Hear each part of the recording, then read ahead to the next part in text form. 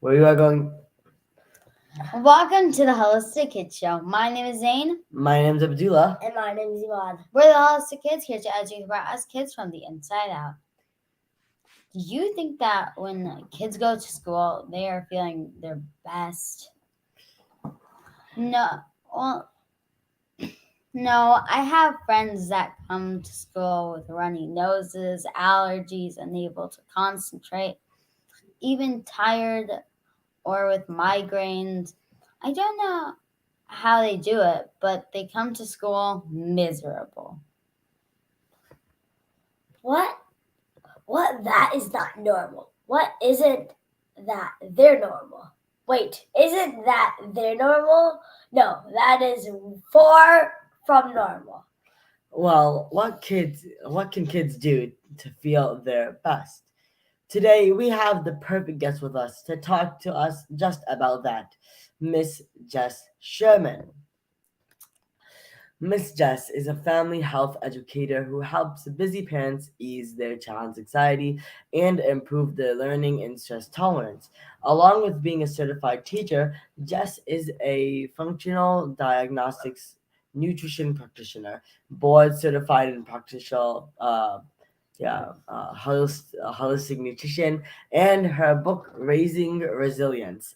Take stress out of feeding your family and love your life, along with the Calm and Clear Kids program and her Resilience Roadmap, have helped families all over the world improve the lives of their kids experiencing anxiety, learning differences, and mood struggles. Thank you so much for joining us today. You guys have been doing your homework. This is awesome. Thanks for having me. I'm excited to chat with you guys. It's our pleasure. It's our pleasure. So you want to talk? Yeah, we would love to hear your story. Say that again? We would love to hear your story. Oh, my story. Well, my story started way back when, before I had kids, before I was I was a teacher, but even before that, I was really interested in what makes people tick. Like what makes people make the choices that they make, what makes them become who they are. And that took me into teaching. So I was a teacher for a long time in the classroom. And, like you said, it's like kids were coming to school, they just didn't feel well. They either had, emotional stuff going on or anxiety or depression, or they had learning struggles going on and they needed medication to focus, or they had physical stuff going on, like you mentioned, the allergies and the skin issues and stuff like that. So I got really curious about that. I was like, what is happening here? What's going on with kids? And so I was kind of tired of teaching at that point. And so I decided to take a break and I went back to school and I started studying health, nutrition, children's bodies. It's kind of funny that to me now that when I was a teacher, I knew very little about kids' bodies because we don't learn that as teachers. And so that's when I started to learn about all of the things that we need as human beings, kids and adults, but the things that we really need that we're not really getting. And so I think that's why people are not feeling their best. Kids are not feeling their best when they go to school because they're not getting the inputs that their body really is expecting and wanting. And we can talk about what those are if you want, but that's what I discovered. And so now that's what I teach. I teach other parents. I'm a mom of 3 boys too. And so I try to teach my kids and teach other parents about how to get these things into their kids because it can be tricky. That is amazing. Amazing. So you have written a book about resilience. What exactly is resilience?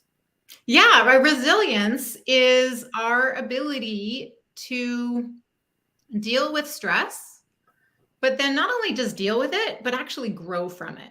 Like when you have let's say you have like an exam that you're really worried about at school and you're nervous about it. It's coming up and you're just like, you're studying, you're doing your best, but you're like, I don't know. So that's a stress, right? It's a stressful experience. You go through it and you learn from that experience. You're like, okay, well, next time I'm going to study a little differently, or I'm going to bring the right kind of pencils or whatever it is, or maybe you nailed it and you're like, okay, I did really well, and next time I go into an exam, I'm not going to be so stressed about it. So it's our ability to go into a stressful situation and grow from it and learn from it and move forward.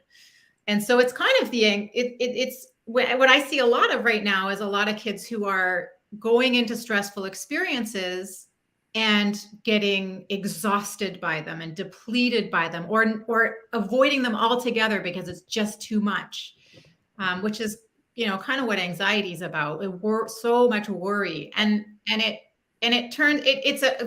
same thing is happening on a physical level too, right? Like physical resilience would be, you get sick, you get better really quickly. You get, you don't get a secondary infection. You don't get, other things going on. So that's physical resilience and emotional resilience.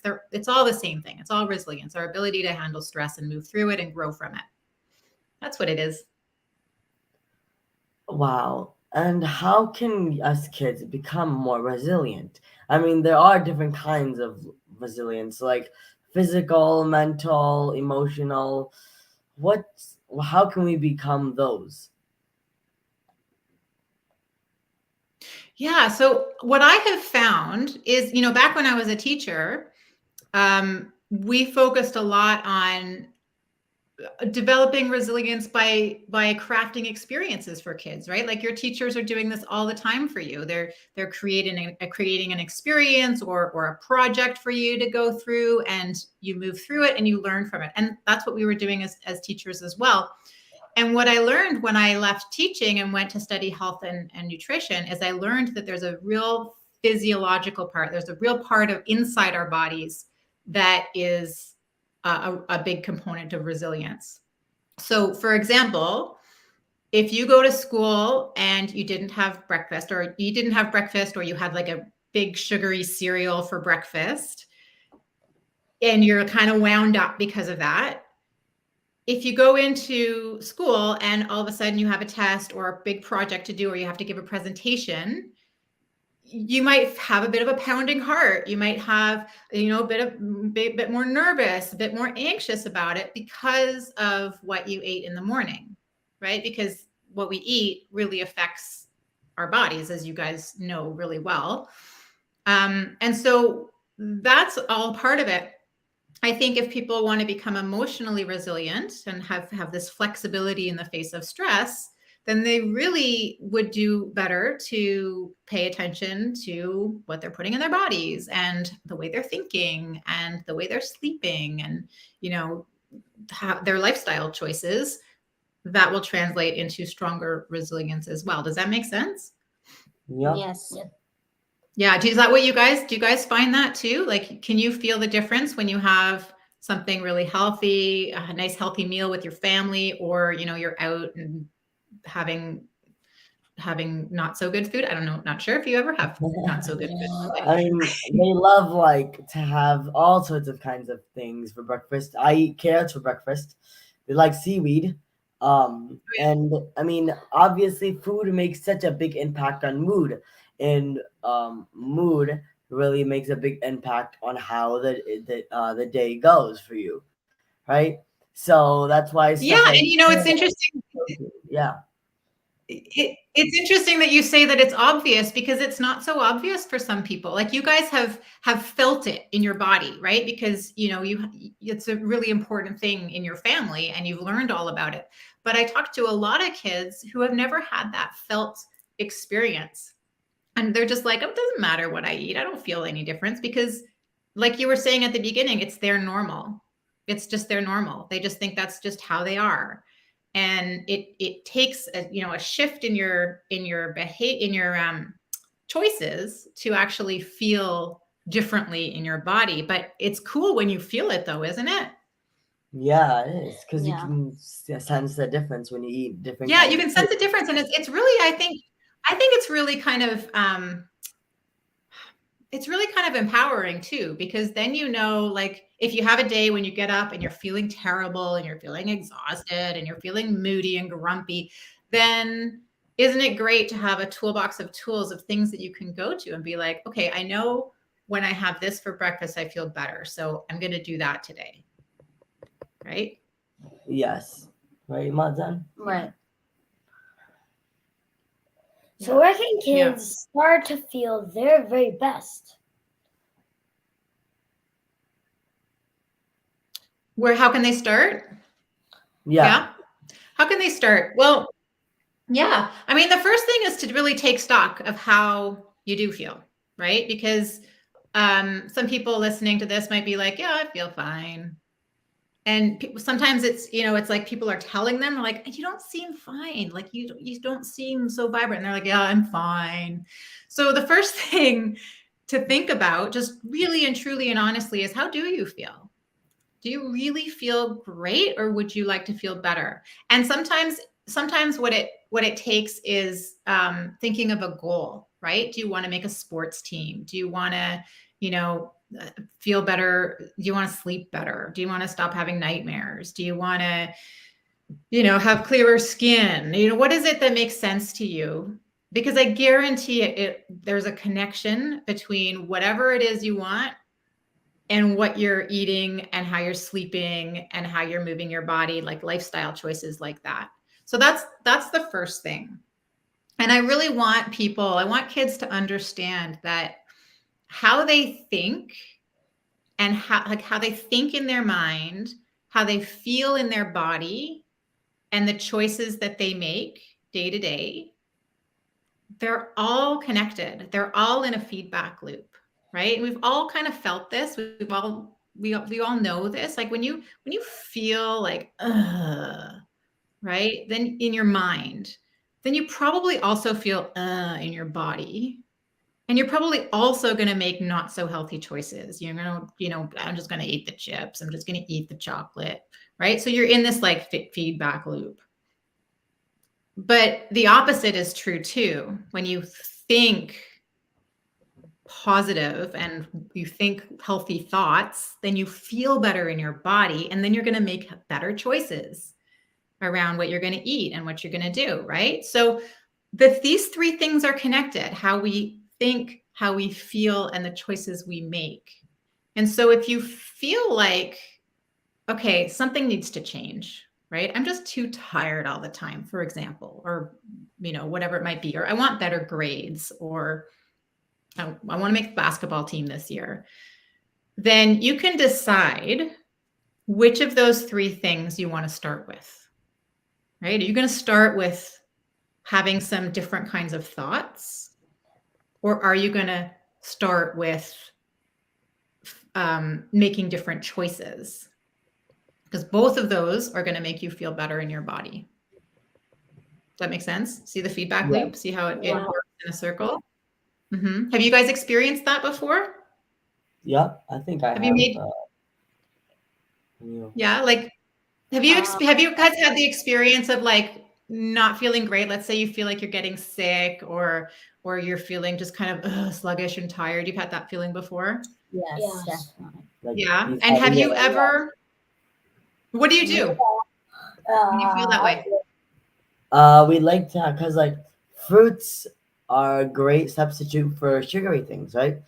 And lots of people use sugar to become happy, or to feel happy for a very limited time, which is why fruits are such a good substitute, because they're vibrant in flavor, they're colorful, and colors signal happiness in the brain and release dopamine, and which is why fruits are such an amazing food to help alter your emotions and influence your emotions. Absolutely. You guys did a great episode about all of the colors, eating all the rainbow of the colors, and that's a great way to start. So I mean, it's a perfect example. When you're not feeling your best, find some color and put it into your body. Not a crayon, but food, a colorful food, and put that into your body, because all of a sudden you're sending helpful messages to your body. You're just like, we got you, we've got you. This is what you need. We will give it to you. And then all of a sudden you're going to start to think differently, right? Have you guys played around with that too? I know your mom talks about it, but just about your thoughts and how your thoughts can shift everything that's going on inside your body. Your physiology actually changes when you think differently. You ever played around with that? Not necessarily. Probably not on Try purpose. Try it sometime. Try it sometime. It can be hard when you're not feeling great to start to think positive, but if you're not feeling great in your body, just sit quietly and calmly and start to repeat positive things in your mind. It can be something about you, it can be something about the world, it can be something about your family, it can be something about a pet, anything that's really positive.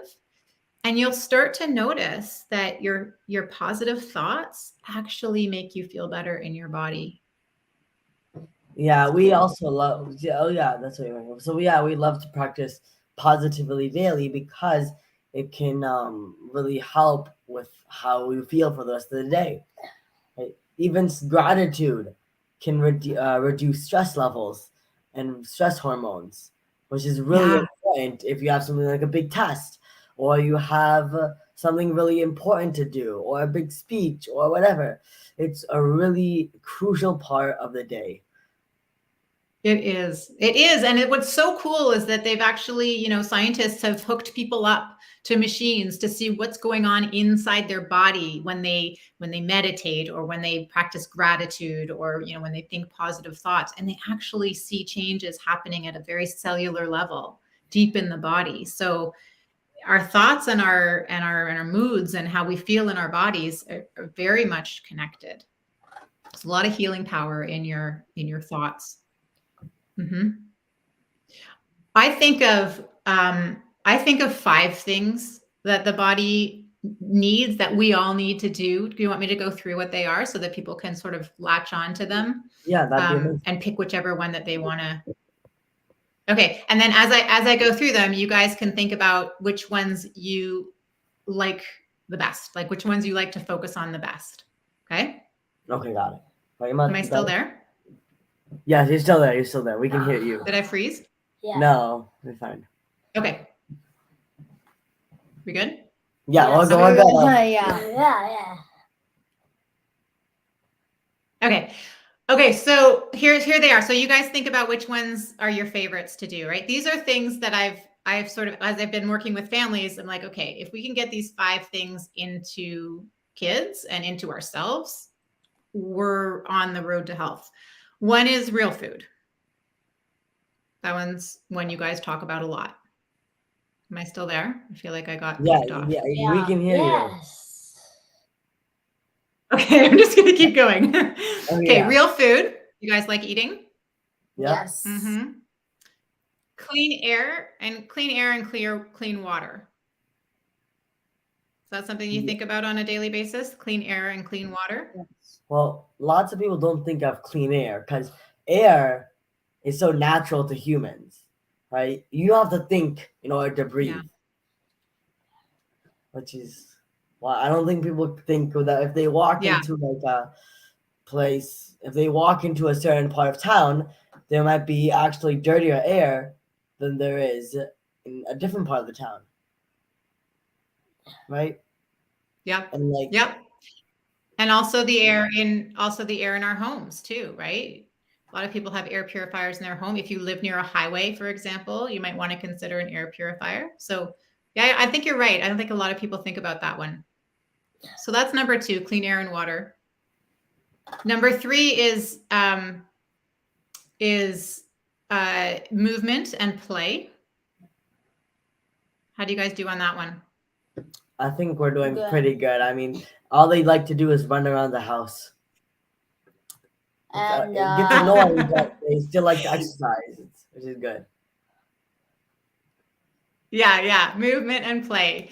And that's a big one for adults too, right? Because we don't play enough as adults, but we got to play. The 4th one is restorative sleep. How are you doing on that side? Mm-hmm. We're doing pretty good. The school, like, you have the homework. Sometimes you have to stay up late, then you have to wake up early for school. It's like basically the same as adults. Adults, it's hard to get good sleep unless you're a power napper. Yeah. Yeah. But having a good sleep environment is helpful, right? Like making sure it's nice and dark and getting to sleep at a consistent time, getting to sleep, waking up consistently. That's actually really, really helpful for your body. Your body likes that. So that's number 4. And then number 5 might be my favorite. It's connection. So a sense of purpose and connection, right? It could be a connection with your family. It could be feeling like you guys are doing this. You clearly have a purpose behind this show, right? So it's like connecting to something that's bigger than you, or even just spending time connecting to yourself, connecting with friends.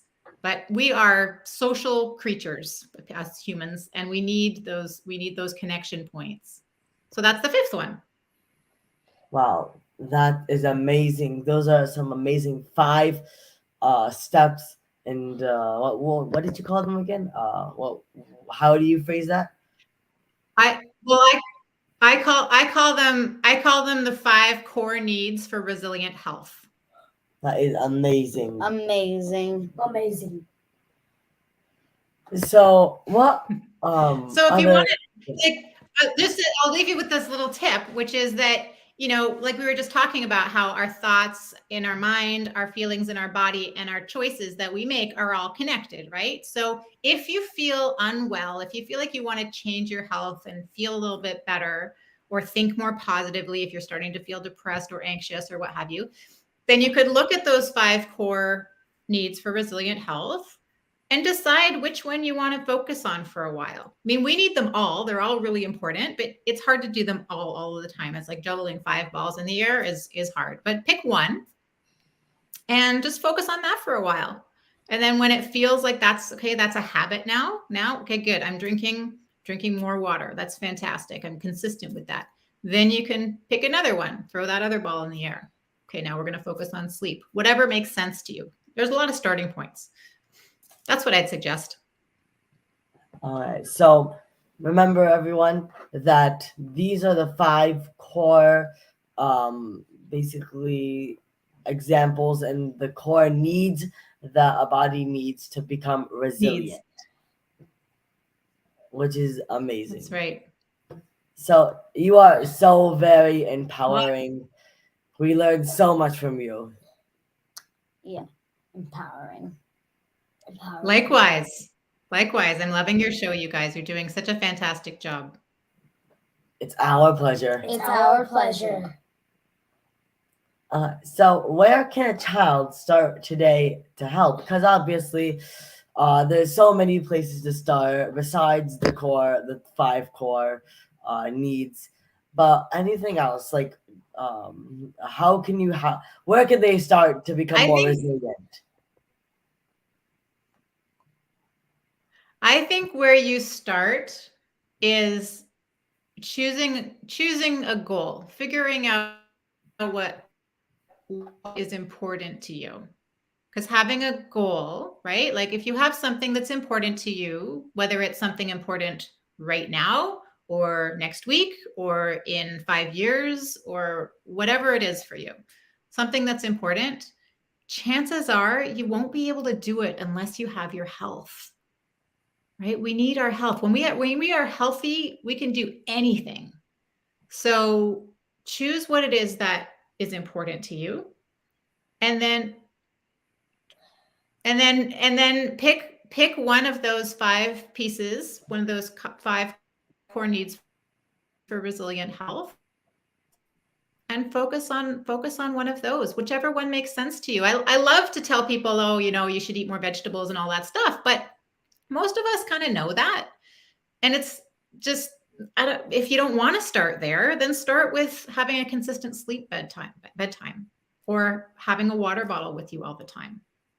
You can start wherever you want, and just know that like you're going to get in that feedback loop, and you're just going to want to feel better and better and better. That is amazing. And like someone once said, there's 2 things that people don't appreciate until they're gone: time and health. Lots of people that come to doctors. You sound like a robot. I can't hear you. Yeah, I know, right? That I was surprised at myself too. I remember that. but most patients, they come to their doctors only after they've lost their health, only after they've become sick. Remember to try and um, become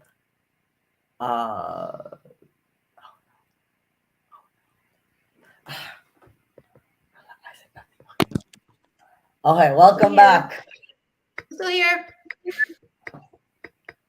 Okay, so you broke out a little. Where can people Can you learn guys more still see about me? you? Yeah, Yes, we can see you now.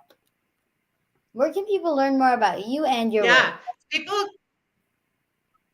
Yeah, best place to learn more about me is my website, which is just my name, jesssherman.com. I've got 2 programs. They're both for parents to help their kids. One is called Common Clear Kids, and which is like a do-it-yourself program, and one is our coaching program, which is the Resilience Roadmap. I'm working on one for kids. It's not ready yet, but it's in the works. So stay tuned. Well, thank you so much. That was so powerful. That was so empowering. Everyone, make sure to follow Miss Jess on social media. Thanks, everyone. Oh, yeah, Instagram. I forgot about Instagram. Jess.Sherman_RaisingResilience. Let's recap Miss Jess's key points. Number 1, resilience is the ability to deal with stress and actually grow from it. A lot of kids are dealing with stresses and are unable to bounce back from them. Number 2, the first thing is to actually pay attention to your body. How do you really feel? Do you feel really good, or do you want to feel better? Think about what makes sense to you. Number 3, remember how they think in your mind, how you feel in your body, and how the choices you make daily are all connected. And when you think healthy thoughts, you can make healthier choices. So if you feel like something needs to change, you can decide which of these 3 things you want to start with. Are you going to start with different thoughts or choices? Remember, your positive thoughts make you feel better and improve you, and even help your and release stress levels. Number 4. You guys nailed it. Number Yep. 5. And I don't remember, know. month. Remember? Pay attention to what you are putting in your body. Yeah, because even though cereal today might not seem as much a big of a difference, so eventually it can cause big problems, not for you and your body, for your brain and your health. So remember, put these 5 things in your body. Dr. Jess's 5 core needs for resilient health: real food, clean air, clean water, movement and play, restorative sleep, connection, and a sense of purpose. You need all of these to be resilient. Find out what is important for you and choose a goal. Pick one and focus on that for a while. Thank you again, Miss Jess. That was so empowering. Thank you guys for having me. I really appreciate being here. We are so honored that you took time to talk to us today. So honored. So honored. Thank you, everyone, for tuning in. Until next time, I'm Zansari. I'm Abdullah. And I'm Imad. Follow my family and I on social media, Holistic Mom MD, and look out for my mom's book, The Holistic RX, your guide to young chronic inflammation and disease, and the amazing children's book we wrote together called Adam's Healing Adventure, The Power of Rainbow Foods. You should check it out on Amazon. Yay! We are so excited to announce my mom's new book, The Chronic Prescription. Yay! So check that also. We have a special gift for everyone listening. As we celebrate our 2-year anniversary, we want to give you all our special dessert cookbook. We know most kids love sweets, so we put our favorite recipes just for you. Check it out in the description of this podcast, wherever it is. Kids need to learn from other kids. Please download our podcast on iTunes and leave a review so other kids and families can benefit. We need to work together to create a healthier future for all of us and the planet. Join us next week for another episode of the Holistic Kids Show, where kids are empowering kids. Thank you, everyone. Thank you, everyone. See you. Bye.